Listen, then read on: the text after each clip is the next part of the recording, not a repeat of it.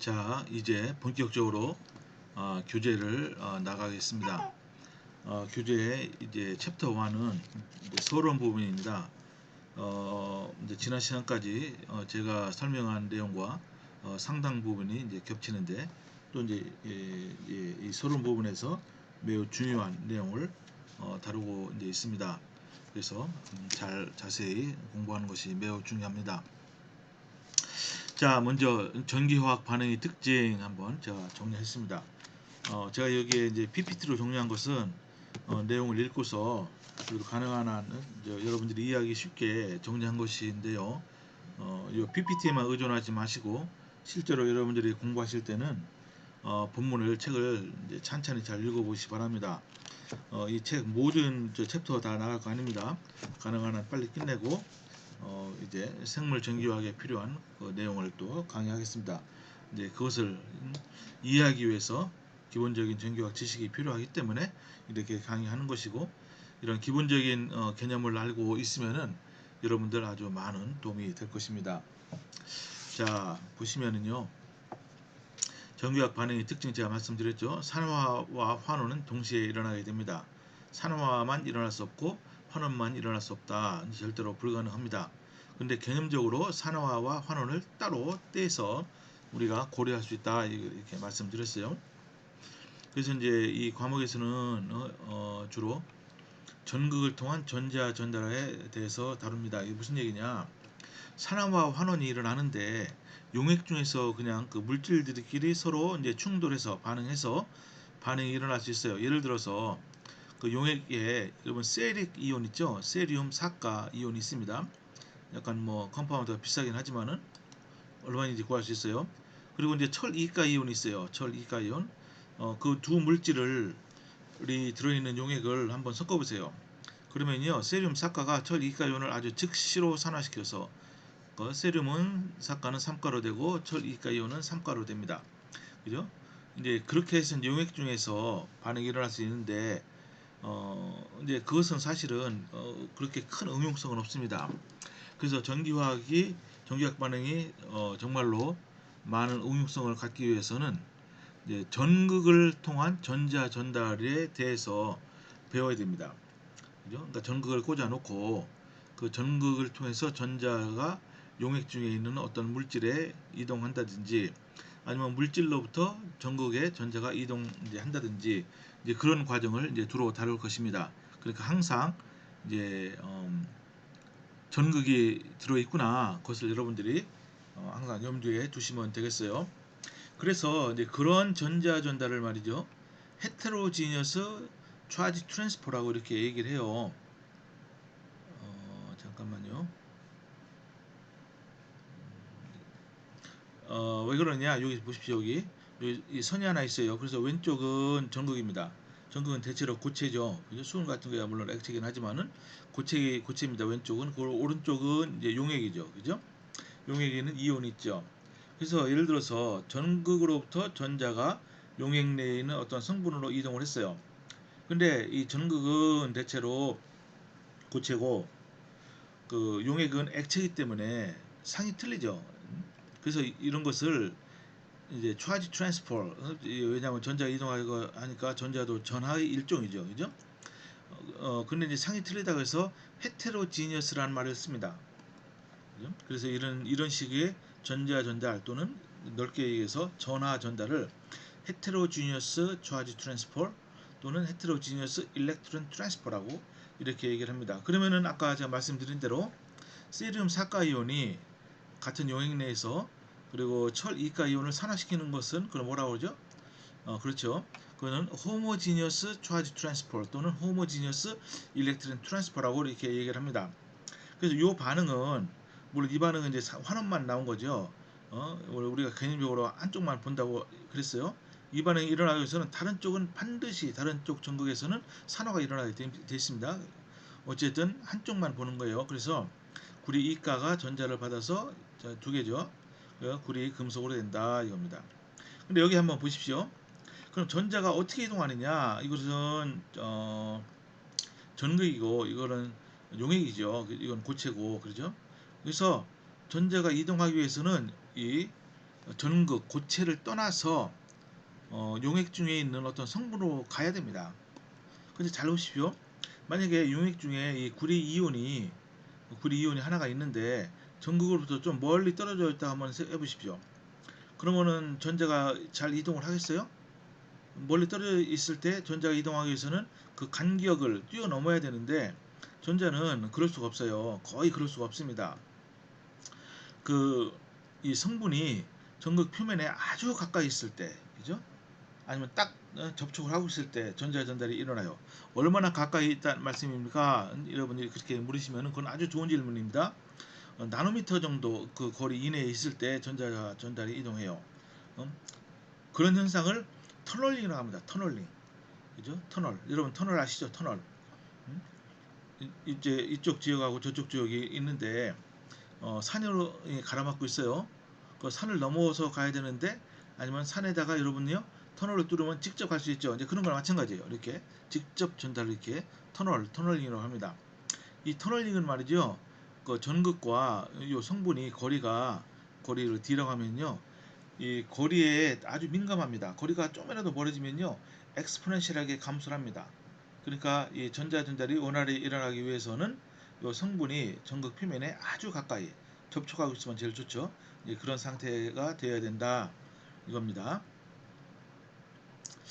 자, 그 다음에 이제 전극 전위는 전극 내부에 존재하는 전자 에너지 표현이다.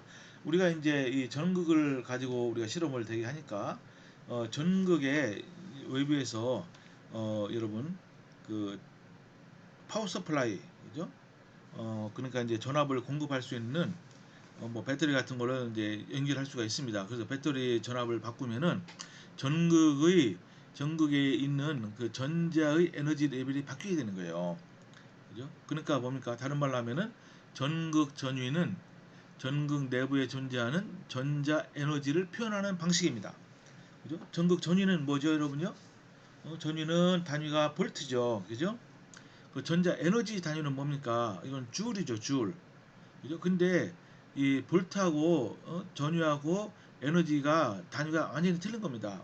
완전히 독립된 별개의 단위인데 왜 이거를 등가로 보냐면은 이 전자를 다루기 때문에 전압에다가 전위나 전압이나 다 볼트입니다. 똑같아요. 이 전압에다가 이저 전자의 차지 있죠. 차지. 그죠? 그걸 곱하면은 그게 바로 에너지가 되는 겁니다. 그죠? 그러니까 전자는 항상 존재하고 있기 때문에 전자는 항상 존재한다고 보는 거예요. 그러니까 전극의 전위 또는 전압이 바로 전자의 에너지다. 이제 그렇게 생각해도 되는 겁니다. 그죠? 여러분 이거 이제 꼭 기억하기 바랍니다. 제가 지난 시간에도 이제 간단히 설명 드렸습니다만은 이렇게 되는 거예요. 여기 이제 왼쪽에 전극이 있어요. 오른쪽에 어떠한 물질 이게 이제 분자라고 해보십시오. 분자는 분자 오비탈이 있죠. 분자 오비탈이 있는데 원자 오비탈을 이렇게 이제 조합해서 만드는 겁니다. 근데 이제 이 분자 오비탈도 가장 낮은 상태에서 높은 상태로 쭉 있습니다. 그래서 이제 전자가 쭉 차나가게 되는 거죠. 가장 낮은 상태로부터. 근데 전자가 맨 위에 차 있을 때의 분자 오비탈, 몰레큘러 오비탈을 호모라고 합니다. Highest Occupied Molecular Orbital. 그러니까 가장 높이 차 있는 오비탈이다. 분자 오비탈이다. 그리고 이거 다음에 뭐예요? 위에는 또 오비탈 또 있어요. 계속 있습니다. 그렇지만은 그 오비탈은 비어 있겠죠. 그죠? 근데 비어 있는 오비탈 중에서 가장 낮은 오비탈, 가장 낮은 에너지를 갖는 오비탈을 루모라고 합니다. 루모. Lowest Unoccupied Molecular Orbital 이렇게 되는 거예요. 그죠? 잘 보세요. 여기 보시면 말이죠. 이렇게 되는 겁니다. 여기는 이제 전극에 요게 이제 에너지예요. 이게 에너지 레벨입니다. 밑에는 전부 다 전자로 꽉 차 있어요. 전극은 고체이기 때문에 그거는 원자가 엄청나게 많고 전자도 많잖아요. 그래서 전자가 꼭 차 있는데 이때는 고체이기 때문에 같이 이제 굉장히 다닥다닥 붙어 있지요. 그래서 연속적인 에너지 분포를 갖고 있어요. 그래서 이제 맨 위에 있는 에너지 레벨이 이렇게 해보세요. 이렇게 그죠? 이렇게 돼 있어요. 잘 보십시오. 근데 만약에 전극에서 여기 용액 중에는 어떤 성분으로 전자가 이동하기 위해서는 어떻게 돼요? 음? 요 위에 있는 전자 에너지가 이거고 용액에 있는 루모 에너지는 이거보다 높기 때문에 이 상태에서는 위로 가기가 힘들죠. 그죠? 물론 이제 열 에너지를 받아서 갈 수는 있지만은 일반적으로 가지 못합니다. 그럼 어떻게 합니까? 요 전자의 에너지를 그죠? 전압을 바꿔서 위로 쭉 올려야 돼요. 그래서 이렇게 쭉 올리면 이 상태에서는 전자가 이쪽으로 가서 하나가 갔다고 치면은 여기 하나가 들어가겠죠. 그죠?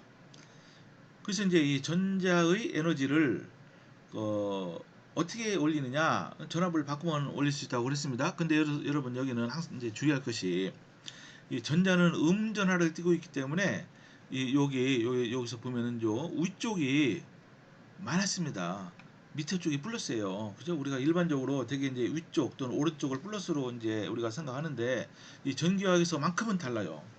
여러분 이걸 꼭 기억하기 바랍니다. 전기화학 위에 에너지 레벨을 표시할 때 전기화학은 전자를 다루기 때문에 위로 갈수록 전자의 에너지가 더 커진다. 즉 전압이 더 마이너스다 이렇게 되는 겁니다. 그죠? 전자가 마이너스인데 계속 또 마이너스로 드라이브 하면은 더 에너지가 전자가 불완전해서 에너지가 높아지겠죠. 그죠? 이렇게 되는 거예요. 여기 이제 잘 표시했습니다. 위로 가면 포텐셜은 마이너스, 밑으로 가면 플러스다 이겁니다. 그래서 이런 상태가 돼야지 전자가 전달된다. 그죠? 여러분 아시겠죠? 그죠? 이거 지난 시간에 제가 자세히 설명했습니다. 근데 여기서 이제 한번 여러분 책에는 안 나오지만은 이제 굉장히 중요한 내용을 이렇게 빨간 글씨로 제가 이제 한번 적어봤습니다. 전자는 전극 표면만 분포합니다. 그죠? 그래서 이제 여러분 이걸 뭐 굳이 외울 필요는 없어요. 왜냐하면 이걸 생각하면 됩니다. 여러분 이 전기를 한쪽에서 다른 쪽으로 우리가 이제 보낼 때 예를 들어 발전소에서 우리 집까지 이제 전기가 오잖아요. 그럼 어떻게 합니까? 전선을 타고 오죠. 근데 전선은 어때요, 여러분요? 알구리선으로 합니까? 아니죠. 되게 이제 가는 그런 구리선이 많이 있어요. 왜 그러냐? 전자는 전극 표면만 분포하기 때문에 아무리 알고리선을 많이 써도 표면적이 넓지 않으면은 이게 별로 소용이 없는 겁니다. 그죠? 그래서 이제 이 전자는 전극 표면만 분포합니다. 얼마나 표면이냐? 진짜 표면이에요. 표면에서 밑으로 옹스트롱 정도의 깊이까지만 분포를 하는 겁니다. 그죠? 이거를 이제 또 어떻게 해도 우리가 아주 간단하게 생각하시냐면은 여러분 저기 전자는 마이너스를 띠고 있잖아요. 전자는 도체에서 마음대로 이동이 가능하지 않습니까? 그죠? 전자는 굉장히 이제 빠르게 이동하잖아요. 근데 잘 보십시오. 전자끼리 같이 있으면은 서로 같은 전하를 띠고 있기 때문에 이게 가까워질수록 굉장히 이제 에너지가 높아서 불안전합니다. 그래서 전자들은 서로 도체에서 가능한 한 멀리 떨어져 있으려고 그러죠. 어떻게 하는 게 가장 멀리 떨어져 있는 거죠? 그렇죠. 표면에 분포할 때 가장 이제 멀리 떨어져 있는 상태가 되는 겁니다. 물론 이것은 이런 식의 설명이 굉장히 이제 어떻게 보면 좀 유치한 설명이긴 하지만은 여러분들이 이제 그렇게라도 이해하면 된다 이겁니다. 전자는 전극 표면에만 분포한다. 따라서 도체 내부에 전기장은 존재하지 않는다. 그죠? 전기장은 도체 내부에는 존재하지 않아요. 제로입니다. 제로. 전기장 일렉트릭 필드예요. 그죠? 전기장이 존재하지 않으면은 그죠? 무슨 얘기냐면 이걸 다른 말로 표시하면은 전위는 항상 일정한 거예요. 물론 측정은 못합니다, 여러분. 도체 내부에는 저기 전압을 측정하기 위해서는 어떻게 합니까? 그 내부에다가 뭐를 꽂아야 되는데 그럼 어떻게 됐어요? 이거를 겉표면을 뚫고 들어가기 때문에 그것이 다시 표면이 되는 겁니다. 그죠? 그러니까 도체 내부의 전위는 항상 일정합니다. 이거는 이제 여러분 전자기학 그 과목을 들으면 금방 알 수 있는데 어쨌든 이렇게만 알고 있어도 충분해요. 도체 내부에는 전기장은 존재하지 않는다. 왜 제가 이렇게 이걸 굳이 여기다 썼냐면은 나중에 그 생물 전기화학 할 때 우리가 이 반도체 전극을 이용해서 또 이제 여러 가지 재미있는 결과를 얻을 수 있거든요. 근데 반도체는 도체가 아니기 때문에 내부에 일정한 그 영역까지는 전기장이 존재해요. 그죠? 이제 그런데 그렇기 때문에 제가 미리 이렇게 여러분들 적어 놓은 겁니다. 전기장이 존재하지 않으면은 전위는 일정한 겁니다. 일단 그렇게 알고 있으면 돼요. 전극이 전위를 바꾸면 전자의 에너지를 바꿀 수 있다. 여기서 금방 설명드린 거고. 근데 반면에 전극의 전위를 아무리 바꿔도 용액 내에 있는 어떤 성분의 에너지 레벨은 바꿀 수 없는 거예요. 당연하죠. 그죠? 이거는 별개의 것이니까. 이제 그런 것입니다. 자, 이제 두 번째, 전기화학 반응은 전극 표면 근처에서만 가능하다. 아까 말씀드렸어요. 왜냐하면 전자가 이동하기 위해서는 터널링을 통해서 이동해야 되는데 터널링이 되는 그 거리가 무지무지 작다 이겁니다. 나노미터 이내가 돼야지 이제 전자가 이동할 수 있는 겁니다. 근데 여러분 이거랑 여러분 헷갈리면 안 됩니다. 여러분 저거 있잖아요. 방전이라는 거 있잖아요. 방전. 그죠? 예를 들어서 여러분 두 개의 뾰족한 금속을 가까이 갖다 놓고서 양쪽 금속에다가 접촉은 아닙니다. 그러니까 이제 떨어져 있는 거예요. 양쪽 금속에 엄청난 전압을 걸어요. 뭐 몇천 볼트나 몇만 볼트 걸면 어떻게 되죠? 하도 전압이 높기 때문에 이 전자가 그 전압을 이기지 못해서 마이너스로 이제 뭡니까 하전된 그 표면으로부터 전자가 튀어나옵니다. 인위적으로 이제 공기중으로 튀어나오는 거예요. 이제 그걸 보고 방전이라고 하죠. 방전. 그죠? 그렇게 해서 옆에 어떠한 이 도체가 있으면 그쪽으로 전자가 이동을 해요. 그죠? 직접적으로 공간을 통해서 그때는 이제 두 전극 사이에 어, 거리가 상당히 떨어져도 이제 가능합니다. 이제 그런 경우는 우리 전기학에서는 이제 고려하지 않습니다. 왜냐하면은 전압이 엄청나게 높아야 되니까, 그죠? 이제 그런 걸 방전이라고 하는데 이제 그런 것은 예외적인 것이고 터널링을 통해서 우리가 전자가 전달되기 위해서는 이제 이 어떤 물질이 전극 표면에 아주 가까이 있어야 돼요. 여기 보십시오. 요게 이제 전극이 세 개죠. 하나, 둘, 세 개. 그래서 일반적으로 전기화학 실험에서는 전극을 세 개를 씁니다. 그죠? 이건 레퍼런스, 이거는 레퍼런스 일렉트로드, 이거는 워킹 일렉트로드, 이거는 카운터 일렉트로드 이렇게 세 개를 써요. 세 개를 써서 여기 이제 제가 잘 정리해 놨습니다. 터널링 거리가 매우 짧으므로 전극 반응은 전극 표면 근처에서만 발생하여 일반적으로 전기화학은 3전극계 이렇게 하나, 둘, 세 개, 그러니까 3 일렉트로드 시스템을 이용하게 되는 겁니다. 왜 이렇게 쓰느냐? 뭐 지금까지 여러분들 보면은 개념적으로는 2전극계만 해도 상관없어요. 한쪽에서 산화되고 한쪽에서 환원, 그죠? 그래서 산화된 쪽에서 전자가 나와서 환원된 전극으로 환원 전극으로 가서 거기서 또 반응이 일어나게 되는 거죠. 근데 전극을 두 개를 쓰게 되면은 문제가 있는데 이 폴라라이제이션이라는 효과가 있습니다. 분극 효과, 그죠? 근데 어쨌든 대부분의 전기학 실험은 요 전극 세 개를 이용해서 실험한다. 그래서 이제 그런 역할을 하는 기기가 있습니다. 포텐시오스탯이라는 기기가 있어요. 이제 좀 이따 드릴게요. 근데 왜 3전극계를 쓰느냐? 여기 보면은요. 실제로 전기학 반응은 월킹 일렉트로드와 카운터 일렉트로드에서 일어납니다. 월킹 일렉트로드에서 산화가 일어나면은 카운터 일렉트로드에서는 환원이 일어나요. 만약에 워킹 일렉트로드에서 환원이 일어나면은 이 경우처럼 여기 카운터 일렉트로드에서는 산화가 일어나게 됩니다. 근데 레퍼런스 일렉트로드는 왜 필요하냐면요. 이 워킹 일렉트로드의 전위를 우리가 아주 정밀하게 조절하기 위해서는 어떤 기준이 되는 전극이 있어야 됩니다. 그죠? 그래서 레퍼런스 일렉트로드 요 PS는 포텐시오 스탯입니다.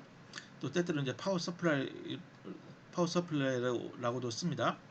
어쨌든 워킹 일렉트로드의 전위는 레퍼런스 일렉트로드로 상대적으로 결정이 됩니다. 이것은 우리가 아주 밀리볼트 단위 이내에서 우리가 워킹 일렉트로드의 전위를 조절할 수 있습니다. 그런 기기가 있어요. 포텐셜 스탯이라는 기기가. 그럼 카운트 일렉트로드 왜 필요하느냐?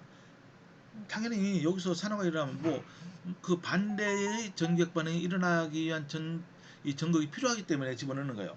그죠? 그러니까 어떻게 무슨 말이냐면은 이 전류는 워킹 일렉트로드와 카운터 일렉트로드 사이로만 흐르는 거예요.